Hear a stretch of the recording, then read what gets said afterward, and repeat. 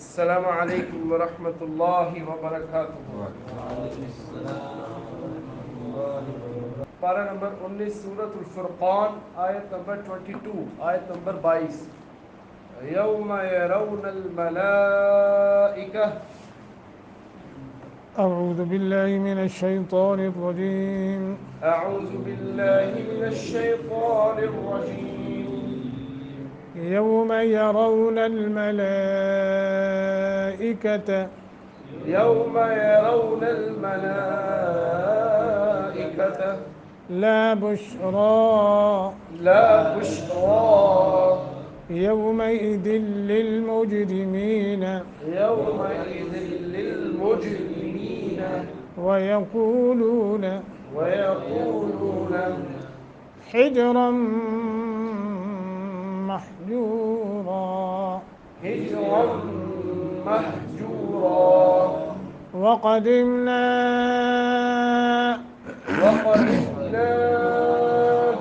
إلى ما عملوا من عمل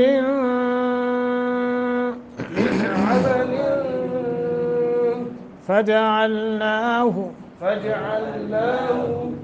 هباء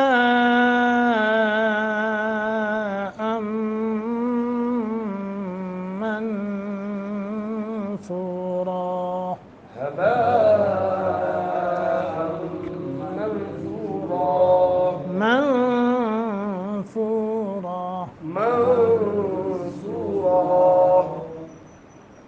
أصحاب الجنة يومئذ خير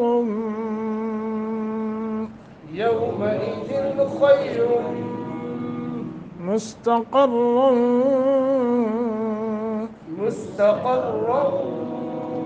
وأحسن مقيلا يوم يرون الملائكة لا بشرى يومئذ للمجرمين ويقولون حجرا محجورا وقدمنا إلى ما عملوا من عمل فجعلناه هباء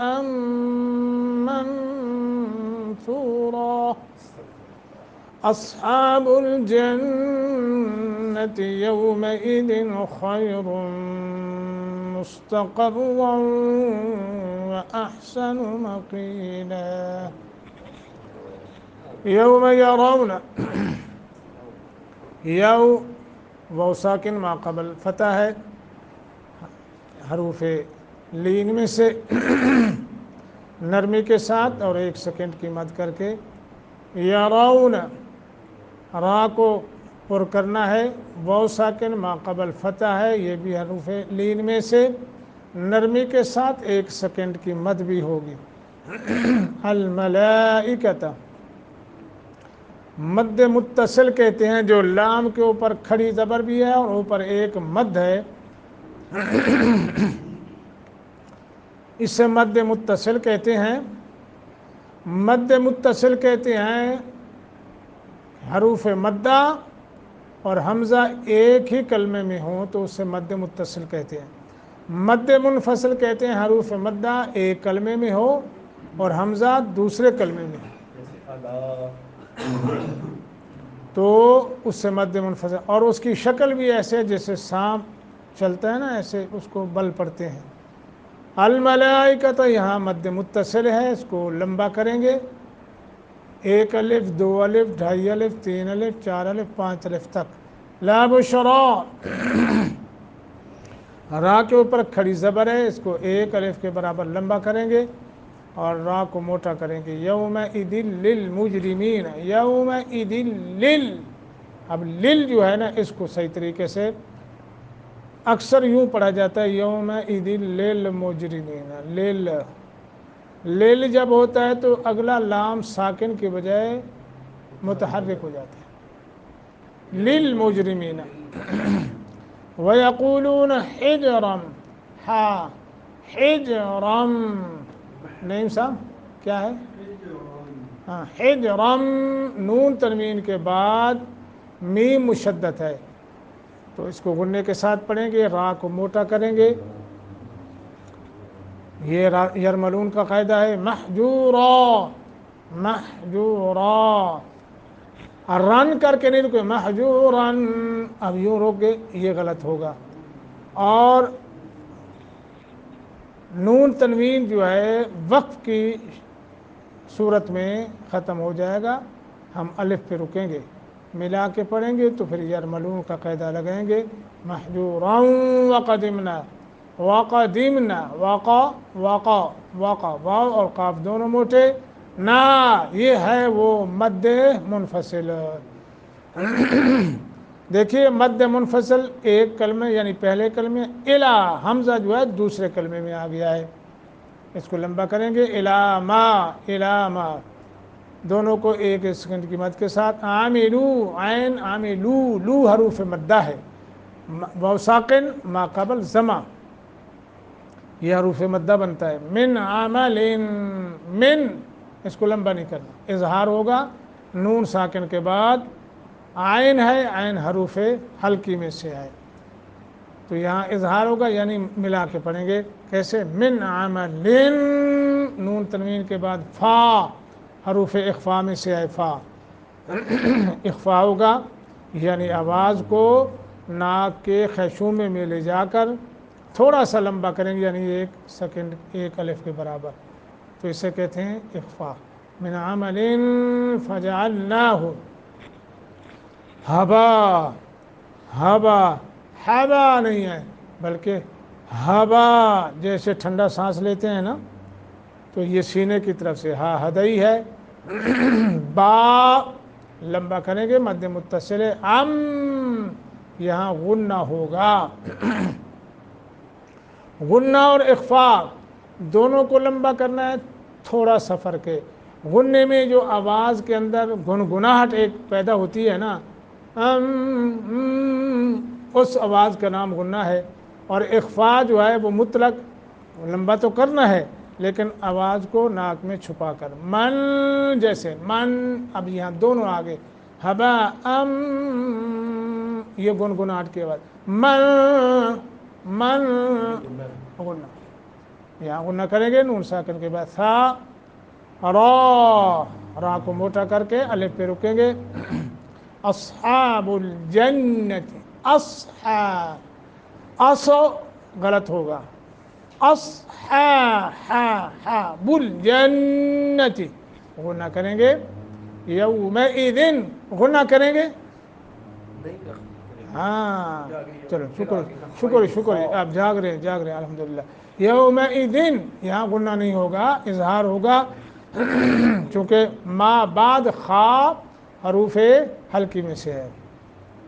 یومئذ خیر خائے یا ساکن ما قبل فتح حروف لین نرمی کے ساتھ تھوڑی سی مد کریں گے. یہاں غنہ ہوگا، نون تنوین کے بعد میم مشدد ہے. مستقر اور آ کے اوپر دو تنوین اور آگے واو مشدد، غنہ کریں گے اس کو، را کو موٹا کر کے قاف کو بھی موٹا کریں. مستقر وَأَحْسَنُ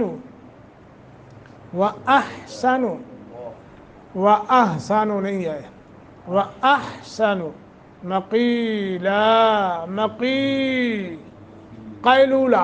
قیلولہ مقیلا، ٹھیک ہے جی. قاف کو موٹا یا ساکن ما قبل کسرہ حروف مدہ بھی بنتا ہے. مقیلا یوں کر کے پڑھیں گے، لا الف پہ رکیں گے نون تنوین کو ختم کر دیں.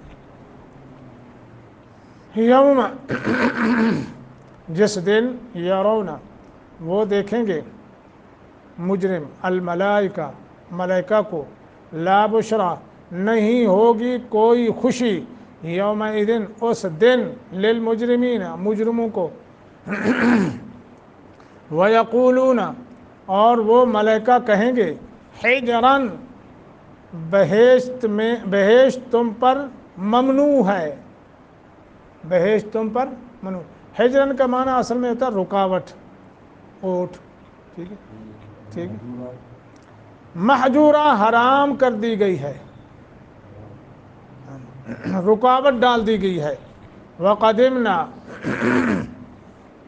اور ہم قصد کریں گے، الی ما، اس کی طرف جو عاملو انہوں نے کیے تھے، من عمل، کوئی نیک عمل، فجعلناہ، پھر ہم بنا دیں گے ان کو، ہباء، بکھرے ہوئے، منثورا، ذرات کی مانند۔ مجرمین کے بعد اللہ جنت والوں کا تذکرہ فرماتے ہیں۔ اصحاب الجنہ، جنتی لوگ، یومئذ، اس دن، خیر، بہت بہتر ہوں گے، مستقرن، باعتبار ٹھکانے کے، واحسن، اور بہت اچھے ہوں گے، مقیلا، باعتبار آرام گاہ کے، قیلولہ سے آ گیا۔ ان تین آیات کے اندر اگر تو صحیح تشریح ہم دیکھیں یا پڑھیں تو بہت لمبی ہے، مختصر یہ ہے، وہ جنہوں نے جسارت کری، پچھلی آیت میں ملانا ہے نا اس کو، کہ ہم اللہ کے نبی آخری محمد الرسول اللہ صلی اللہ علیہ وسلم کو نہیں مانتے، آپ کی رسالت کی تصدیق نہیں کرتے، جب تک کہ اللہ خود نہ آ کے ہمیں یہ فرمائیں کہ یہ میرے رسول ہیں، یا ملائکہ ہم اپنی آنکھوں سے دیکھیں اور وہ مجھے ہمیں آ کے بتائیں کہ یہ اللہ کے رسول ہیں۔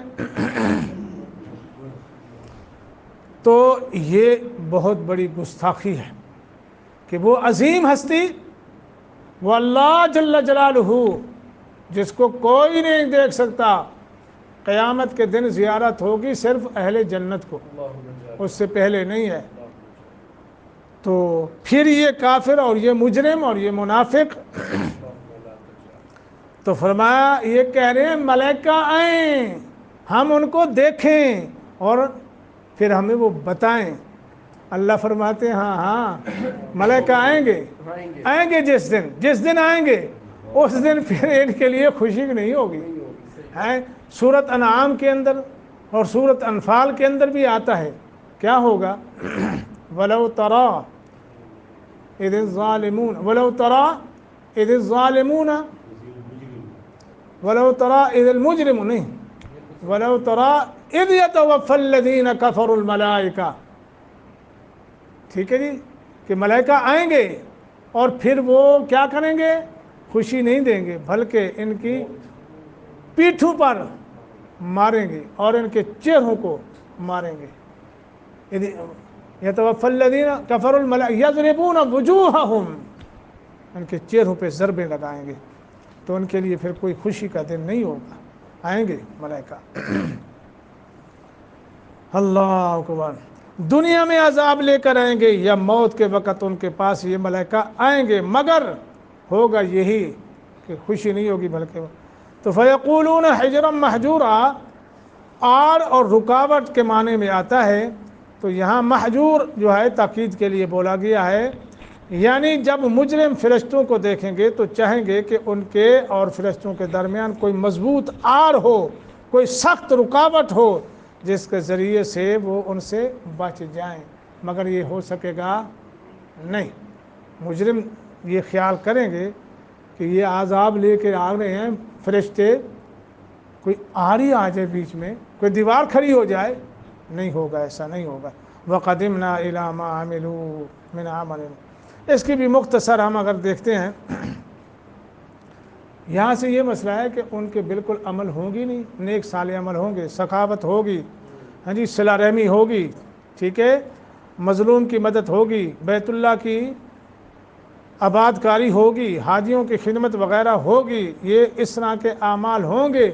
اللہ فلاح مبود، اللہ فرماتے ہیں دنیا میں شاید ان کو کچھ صلہ مل جائے، لیکن قیامت کے دن اللہ خود فرما رہے ہیں کیا ہوگا؟ ہباء منثورا، وہ ایسے ہو جائیں گے جیسے بکھرے ہوئے، ہاں جی، ذرات۔ یہ مشاہدہ ہے آپ لوگوں کا، جب بالخصوص سردی کا موسم ہو نا، تو یہ سوراخ ہو نا یا کھڑکی ہو تو وہ جب سورج کی وہ کرنیں پڑتی ہیں تو ان کرنوں میں آپ کو ذرات اڑتے ہوئے دکھائی دیتے ہیں.